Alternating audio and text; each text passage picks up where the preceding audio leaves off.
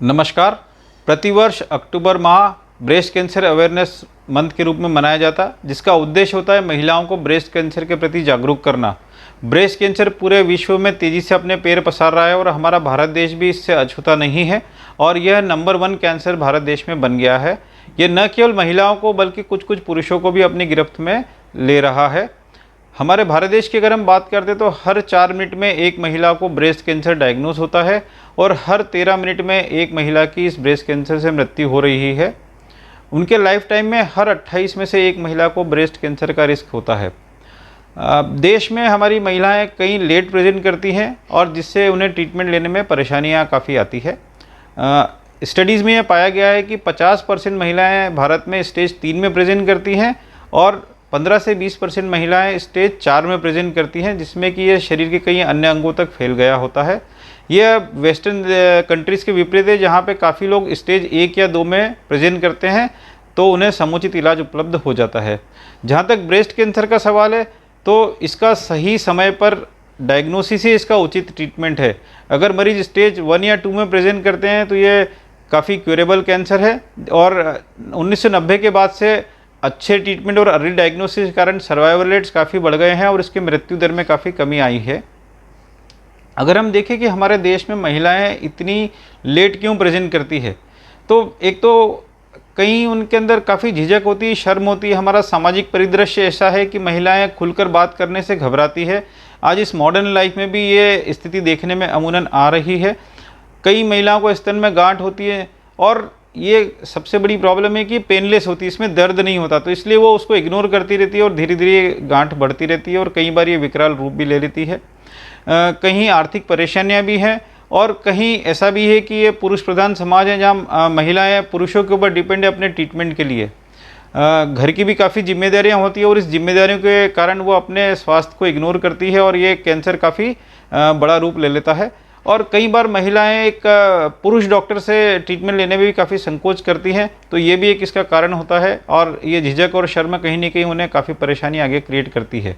अगर हम breast cancer के सिम्टम्स की बात करें तो सिम्टम्स में एक जो सबसे कॉमन सिम्टम होता है कि महिलाओं के स्तन के आकार में परिवर्तन होना या उसके अंदर सूजन का आना, जो कि पहले उन्होंने कभी नोटिस नहीं किया है। कई महिलाओं को गांठ जैसी महसूस होती है स्तन में या उनके कांख में भी उनको गांठ महसूस होती है।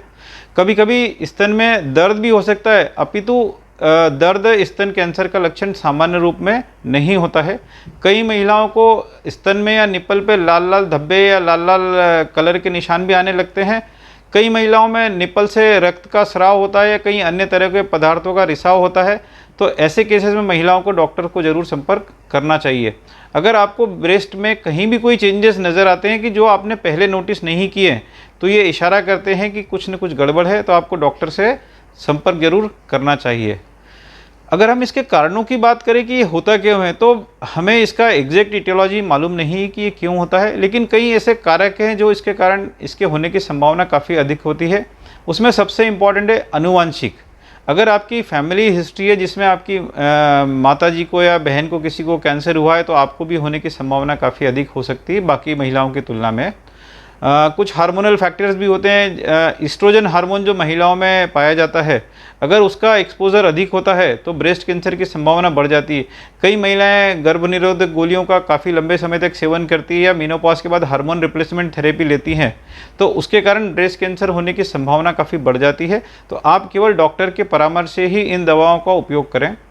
अगर आपका बच्चा अधिक उम्र में पैदा हो रहा है, मतलब कि अगर 30 साल के बाद आपकी प्रेगनेंसी होती है, तो भी आपको ब्रेस्ट कैंसर की संभावनाएं काफ़ी बढ़ सकती है। और आप अगर अपने बच्चे को ब्रेस्ट फीडिंग नहीं कराते हैं तो भी ये एक ब्रेस्ट कैंसर के खतरे को बढ़ाता है। तो ब्रेस्ट कैंसर फीडिंग को प्रोटेक्टिव माना गया है, तो बच्चे को करीबन 1 वर्ष तक स्तनपान जरूर कराना चाहिए। अगर पीरियड्स कुछ बच्चियों में जल्दी आ जाते हैं 12 वर्ष से पहले, तो भी उनका एस्ट्रोजन एक्सपोजर काफ़ी अधिक होता है, तो ऐसी बच्चियों में भी भविष्य में जाकर ब्रेस्ट कैंसर की संभावनाएं काफ़ी अधिक होती है।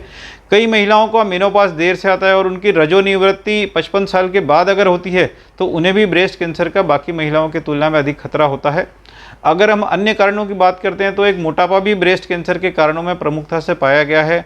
अनियमित जीवन शैली होना, लेट नाइट शिफ्ट में काम करना, व्यायाम न करना और अधिक स्ट्रेस या तनाव लेना भी एक इसके सहायक कारणों में प्रमुखता से पाए गए हैं। कई महिलाओं को रेडिएशन थेरेपी या रेडियोथेरेपी भी दी जाती है, उसके कारण भी उनमें होने के चांसेस हो सकते हैं। तो अगर आपको आपके ब्रेस्ट में कोई चेंजेस दिख रहे हैं, कोई ऐसे लक्षण दिख रहे हैं जिससे आपको ऐसी शंका होती है कि मुझे ब्रेस्ट कैंसर हो सकता है, तो आपको क्या करना चाहिए? तो सबसे पहले आपको अपने सेल्फ एग्जामिनेशन करना चाहिए कि आपको अगर ऐसा महसूस हो रहा है कि मुझे कुछ गड़बड़ है, तो ये जब भी संभव है कि आप अपने ब्रेस्ट का समय समय पर एग्जामिनेशन करें। तो आपको सेल्फ एग्जामिनेशन सीख लेना चाहिए। आपको माह में एक बार सेल्फ एग्जामिनेशन 20 साल की उम्र के बाद शुरू कर देना चाहिए। आप ये सेल्फ एग्जामिनेशन नहाते समय कर सकते हैं, आप एक मिरर के सामने खड़े रह के कर सकते हैं, या आप लेट के भी कर सकते हैं। आप दोनों स्तन को अच्छे तरीके से हाथ से फ्लैट हथेलियों से उसको पल्पेट करके देखिए कि कहीं कोई आपको एबनॉर्मलिटी तो नहीं नजर आ रही। जिन लक्षणों के बारे में मैंने पहले आपसे बात की थी, कहीं आपको मिरर में देखने में ऐसा तो नहीं लग रहा है कि दोनों स्तनों में कुछ डिफरेंस नज़र आ रहा है जो आपको पहले महसूस नहीं हुआ करता था, या निप्पल का शेप ऊपर नीचे हो रहा है, या कहीं कड़कपन या गठान है। तो आपको ऐसे कोई भी चेंजेस नोटिस होते हैं तो आपको अपने डॉक्टर से ज़रूर सलाह लेनी चाहिए।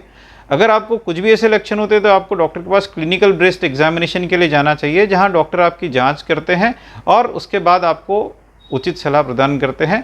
अगर आपके परिवार में किसी को ब्रेस्ट कैंसर की हिस्ट्री रहा है, या कोई ऐसे कारण जिनके बारे में ब्रेस्ट कैंसर होने की संभावना अधिक पाई जाती है, तो आपको 20 वर्ष के पश्चात हर 3 साल में एक बार डॉक्टर से क्लिनिकल एग्जामिनेशन करवाना चाहिए। नहीं तो 40 वर्ष की उम्र के बाद आपको डॉक्टर से ज़रूर एक बार चेकअप करा लेना चाहिए। डॉक्टर चेकअप करने के बाद अगर उन्हें ऐसा होता है तो फिर आपको मेमोग्राफी की भी सलाह दे सकते हैं। जहाँ तक मेमोग्राफी का सवाल है, तो हर महिला को 40 वर्ष की उम्र में एक बेसलाइन मेमोग्राफी करा लेना चाहिए। वेस्टर्न कंट्रीज़ में तो हर साल एक मेमोग्राफी की सलाह दी जाती है, लेकिन हमारे यहाँ भारत देश में इतना विशाल पॉपुलेशन है और आर्थिक रूप से हम लोग इतने सक्षम कंट्री नहीं है, तो डॉक्टर लोग फिर मरीज के लक्षणों के आधार पर सलाह देते हैं कि उन्हें मेमोग्राफी कब करवाना चाहिए। जिन महिलाओं में ब्रेस्ट कैंसर का खतरा अधिक होता है, उन्हें तो 20 वर्ष के बाद हर 3 साल में एक बार मेमोग्राफी जरूर करवा लेना चाहिए। मेमोग्राफी के साथ साथ आजकल अल्ट्रासाउंड भी आ गया है, तो वो भी किया जा सकता है। और अगर डॉक्टर को अधिक शंका होती है तो वो आपको MRI जांच के लिए भी रिक्वेस्ट कर सकते हैं। जैसा मैंने बताया कि अगर आपको कोई भी शंका या ऐसी कोई समाधान परेशानी लगती है जिससे वो ब्रेस्ट कैंसर की तरफ इंगित करती है, आपको ऐसी शंका भी होती है कि भी मुझे ब्रेस्ट में कुछ चेंजेस हैं, तो आपको एक सर्जन से कांटेक्ट करना चाहिए। आप योग्य सर्जन के पास जाइए, उनको आप अपनी परेशानियां बताइए। डॉक्टर आपकी हिस्ट्री लेंगे अच्छे से, उसके बाद डॉक्टर आपको एग्जामिन करेंगे। एग्जामिन करने के बाद वो देखते हैं कि कहीं कोई एबनॉर्मिटी तो नहीं है, कोई अगर शंका तो नहीं है। अगर उन्हें कोई एबनॉर्मिटी या शंका नज़र आती है तो उसके हिसाब से वो आपको टेस्ट बता सकते हैं। उन टेस्टों में प्रमुखता से मेमोग्राफी की जाँच होती है, या सोनोग्राफी की जाँच होती है, या जैसा मैंने पहले बताया कि कुछ कुछ मरीजों में MRI की भी जांच करने की ज़रूरत पड़ सकती है। उन जांचों के आधार पर डॉक्टर आपको बायोप्सी करवाने के लिए भी बोल सकते हैं। जब आपके सारे टेस्ट के रिजल्ट आते हैं और अगर आपको ब्रेस्ट कैंसर डायग्नोस होता है, तो आपको डरने और घबराने की कोई ज़रूरत नहीं है, क्योंकि जैसा मैंने शुरुआत में बताया कि आजकल काफ़ी अच्छा ट्रीटमेंट अवेलेबल है, जिससे मरीज के पूर्ण रूप से स्वस्थ होने के चांसेस काफ़ी बढ़ गए हैं। ब्रेस्ट कैंसर का इलाज अन्य कैंसर की तरह इसकी स्टेज पर आधारित होता है कि आप किस स्टेज में प्रेजेंट हुए हैं। नॉर्मली सर्जरी, रेडियोथेरेपी, कीमोथेरेपी और हार्मोन थेरेपी का इलाज मरीजों को दिया जाता है। ये उस स्टेज पे डिपेंड करता है। तो विशेषज्ञ आपकी सारी रिपोर्ट देखने के बाद, आपको एग्जामिन करने के बाद ये डिसाइड करते हैं कि आपको किस तरीके का ट्रीटमेंट दिया जाएगा। कई मरीजों को कीमोथेरेपी दी जाती है जो ऑपरेशन के पहले भी दी जा सकती है या ऑपरेशन के बाद भी दी जा सकती है, और रेडियोथेरेपी भी इसी तरीके से विशेषज्ञ डिसाइड करते हैं कि आपको कब देना है। जैसा कि मैंने शुरुआत में बताया कि ब्रेस्ट कैंसर में सबसे कीवर्ड है अर्ली डिटेक्शन। अगर अर्ली डिटेक्शन होता है तो आजकल ब्रेस्ट कंजर्वेटिव सर्जरी भी की जाती है, जिसमें पूरे स्तन को निकालने की ज़रूरत नहीं पड़ती है, केवल गांठ को निकाल दिया जाता है और उसके साथ में उसके बाद रेडियोथेरेपी आपको दी जाती है। तो ये ब्रेस्ट कैंसर के ट्रीटमेंट के बारे में हमने कुछ बात की। कई भ्रांतियां भी ब्रेस्ट कैंसर के बारे में, जिसके बारे में भी मैं आपसे चलते चलते बातें करना चाहता हूं कि अमूनन हर स्तन में होने वाली गांठ ब्रेस्ट कैंसर की गठान नहीं होती है। अमूनन अच्छी बात यह है कि 80% गांठ ब्रेस्ट कैंसर की नहीं होती है, वो कई अन्य कारणों से भी होती है जो ब्रेस्ट कैंसर नहीं होती है। तो आपको अगर ब्रेस्ट में कोई गांठ होती है तो आप बिल्कुल डरिए मत, घबराइए मत और अपने डॉक्टर से संपर्क कीजिए और वो आपको उचित सलाह देंगे। कई महिलाएं ये मानती है कि ब्रेस्ट कैंसर कंटाजियस होता है, यानी एक से दूसरे को फैल सकता है। जी नहीं, ब्रेस्ट कैंसर कंटाजियस नहीं होता है, लेकिन अभी के समय में कोरोना वायरस जरूर कंटाजियस है जो एक दूसरे से होने की संभावना हो सकती है। कई महिलाओं में ये भी भ्रांतियाँ हैं कि मेमोग्राम कराने से उन्हें ब्रेस्ट कैंसर हो सकता है। जी नहीं, मेमोग्राम कराने से ब्रेस्ट कैंसर नहीं होता है, बल्कि यह तो ब्रेस्ट कैंसर के अर्ली डायग्नोसिस में काफ़ी सहायक होता है। तो हमें समय रहते डॉक्टर की सलाह से अपना मेमोग्राम अवश्य करवाना चाहिए। और भी कई महिलाओं में भ्रांतियाँ होती, जैसे कुछ महिलाएं मानती कि उन्हें ब्रा पहनने से ब्रेस्ट कैंसर होने की संभावना है, कहीं कोई इम्प्लांट्स लगाने से ऐसा हो सकता है। कई महिलाएं मानती कि डिओड्रेंट लगाने से, कैफीन का अधिक मात्रा में सेवन करने से, या प्लास्टिक के बर्तनों में खाना खाने से भी ये ब्रेस्ट कैंसर होने के कुछ संभावना थी। तो ऐसा कुछ भी नहीं है। कुछ महिलाओं में ये भी सोचने में आता है कि माइक्रोवेव के अधिक उपयोग से भी उन्हें कैंसर हो सकता है, सेल फोन के अधिक उपयोग से कैंसर हो सकता है। तो ये सब भ्रांतियाँ हैं और इसमें कोई भी सत्यता नहीं है। अंत में इसको हम समराइज़ करके इतना कहना चाहते हैं कि ब्रेस्ट कैंसर काफ़ी तेज़ी से अपने पैर पसार रहा है।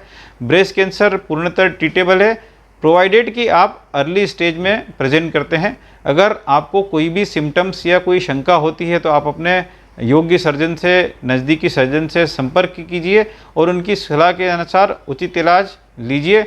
आखिरी में फिर मैं वही कीवर्ड का यूज़ करना चाहूँगा, early detection is the key to success.